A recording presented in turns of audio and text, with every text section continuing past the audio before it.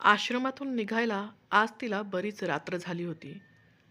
एका ओळखीच्याबरोबर येण्याचा तिचा विचार होता, परंतु दुर्दैवानं ते ओळखीचे जे लोक होते ते आलेच नाही आणि तिला एकटीलाच आश्रमाच्या बाहेर पडावं लागलं.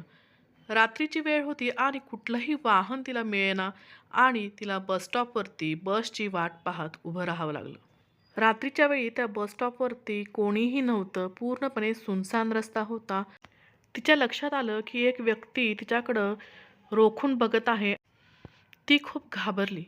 अशा वेळी कोणाला ती मदतीला बोलवणार हेही तिला कळेना. तो काळ मोबाईलचा नव्हता. कोणाकडेही मोबाईल नव्हते. लँडलाईनसुद्धा अगदी तुरळक होते. मनातल्या मनात ती देवाचा धावा करू लागली. या समाजामध्ये तिला अंधाराची भीती वाटत नव्हती, परंतु तिला माणसांची भीती होती. हा समाज जिथे देवीची स्थापना केली जाते, स्त्रीला देवी मानलं जातं, परंतु त्याच स्त्रीला फक्त एक देह म्हणून पाहिलं जातं, अशा या समाजामध्ये ती आज अडकली होती. आणि अचानक वीज चमकावी तशी एका स्कूटीवरती एक स्त्री, एक मुलगी तिच्यासमोर येऊन उभी राहिली. त्या मुलीने तिला लिफ्ट ऑफर केली आणि "चल, मी तुला तुझ्या घरी सोडवते," असं ती ठामपणे म्हणाली. तिने कुठलाही मागचा पुढचा विचार न करता तिची लिफ्ट घेतली आणि त्या स्त्रीने तिला घरापर्यंत सुखरूप पोहोचवले.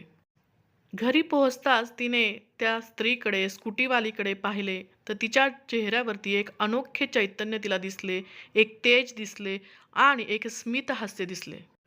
तिच्या मदतीला ऐनवेळी येणारी ही स्त्री कोण होती? ते दिवस नवरात्रीचे दिवस होते आणि तिच्या मदतीला आलेली ती स्त्री कोण होते तिने मनातल्या मनात ओळखले होते. असा हा देवीचा महिमा तिच्या लक्षात आला होता.